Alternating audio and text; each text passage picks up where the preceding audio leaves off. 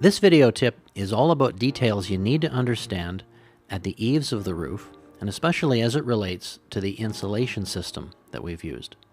First, this is the top of the wall, and the rafter fits over top of that. The angled notch of the rafter fits over top. That's called a bird's mouth pocket. Down here at the other end, you've got the 1.5 inch thick eaves fascia board. It extends up above the roof boards, and that's to make room for the insulation.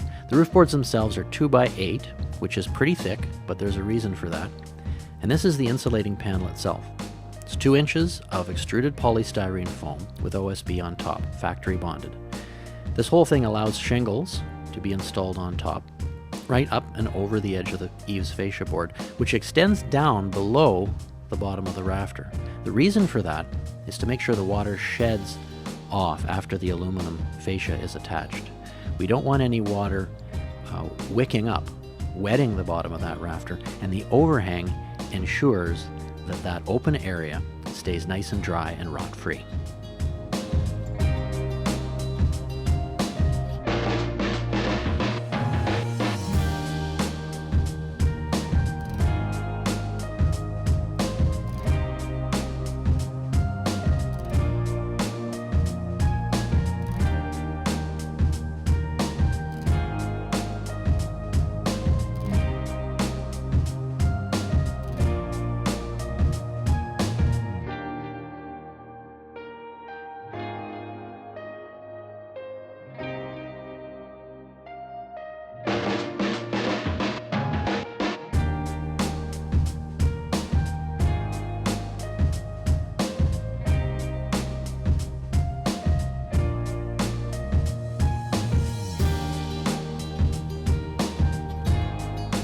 Welcome to CountryLifeProjects.com. I'm Henry Reinders. This is video 9 of 15 videos in our shed project.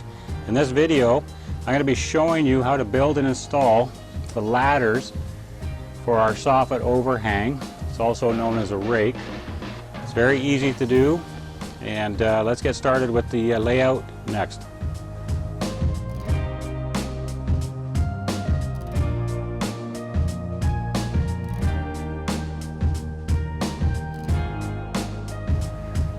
Okay, we've finished our smart side panels, both front and back of the shed. We've also installed on the back of the shed, as you can see by the inset, the ladders for our gable end overhangs. I'm going to now show you how to do the ladders on the front here. And I also want to point out, before we get started, that we put blocking here on our soffit and our side soffit on this side here. That is actually going to hold our ladders while we put them into place and screw them into place. That's really handy if you're working on your own. Even if you're not, it's nice for lining them up.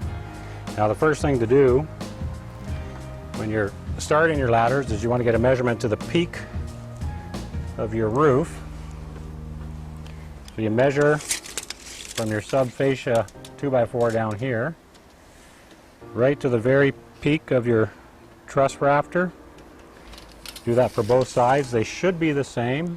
If not, take the measurements separately and make a note of which side is left, which is right. But if they're the same, you won't have to worry about it.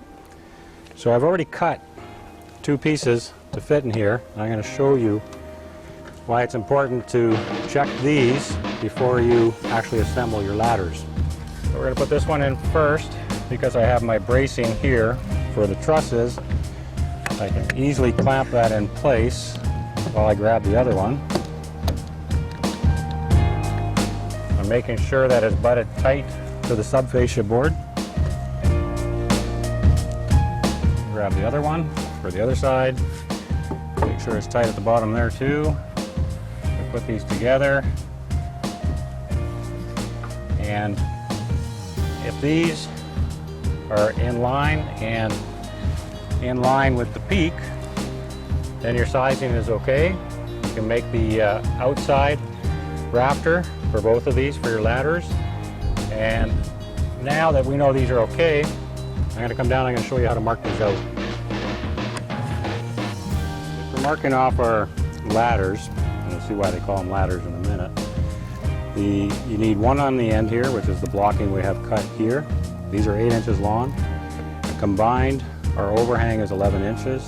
That's important because that'll save you money on material because you'll be able to use exact sizing on lumber. So overall, it should be 11 inches. Now we're going to be doing 16-inch centers. It's not really critical. There's nothing that we're going to be nailing into that has to match up, but it just works out quite well for our blocking. So you're going to need 5 8-inch blocks total for each ladder. I'm going to mark these across in a second, but I want to show you something here. At the peak, where you have your 30-degree angle here, you want this block here to start right at this edge, so that when your ladders are assembled, you have backing on both sides of your peak. Once we have them installed, I'll just point that out again so you see exactly what I'm talking about. So I'll finish marking these off. I'm going to screw these together, and once we have that done, I'll show you how we install them. It's really easy.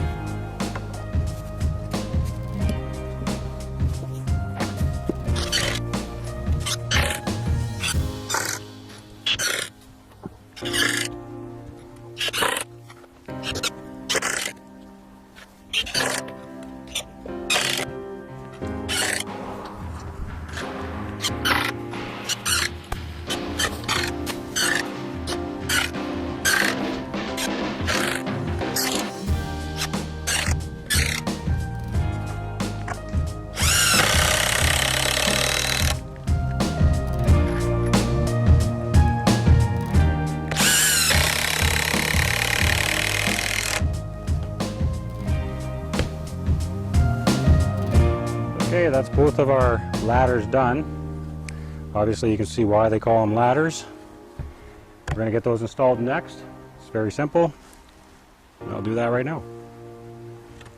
Okay, now remember we got blocking on our subfascia. So we just have to drop our ladder in there. I'm going to clamp this side.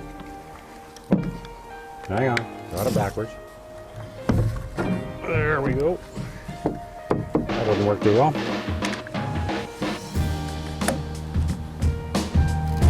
I'm going to clamp this in place temporarily while we grab the other one.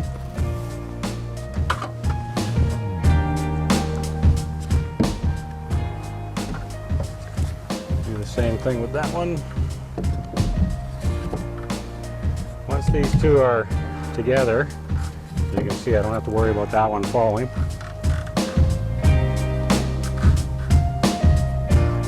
Now, what you want to do, make sure they're lined up. You take the clamp off of this one now. Like I said, they're not going to go anywhere.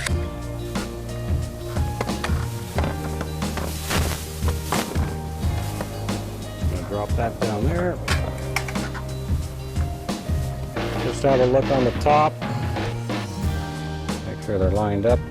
Once you know they're lined up, then you can start screwing them through the 2x4 into the rafter behind it.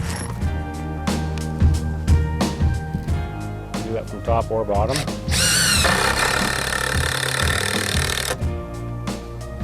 One screw about every 16 inches should be more than enough on the top, and then the same thing on the bottom.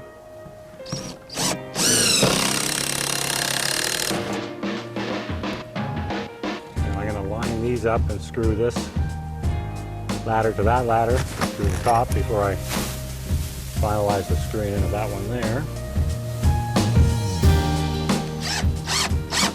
to make sure this is nice and flush. So that'll be important when we do our fascia boards. Now that I have that screwed together, I can screw it to the wall.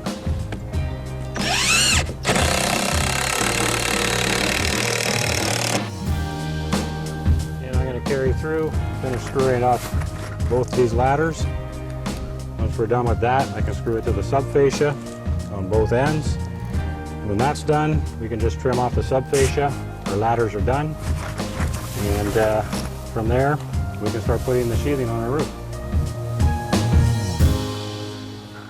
Okay, we finished off our ladders.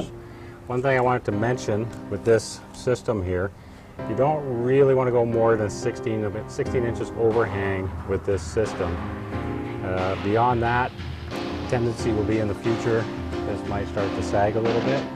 Up to 16 inches you're okay, especially if you use half-inch sheathing for your roof, which we are on the shed. Now we went 11 inches, and there's a reason for that. Our shed is 9 feet 9 inches long, and with this overhang, with 22 inches, 11 inches on either end, we have 11 feet 8 inches. Now when you start doing your fascia material, you can buy 12 footers, and you'll be able to miter the ends, and you won't have to lose much in the way of material. If we had built the shed 10 feet, made these 12-inch overhangs, then you would end up having to buy 14-foot lengths of material. The same applies to the trims we're going to use on the top and bottom of the shed on the walls, as well as in the width. We have 7 feet 9 inches. The reason for that is the same.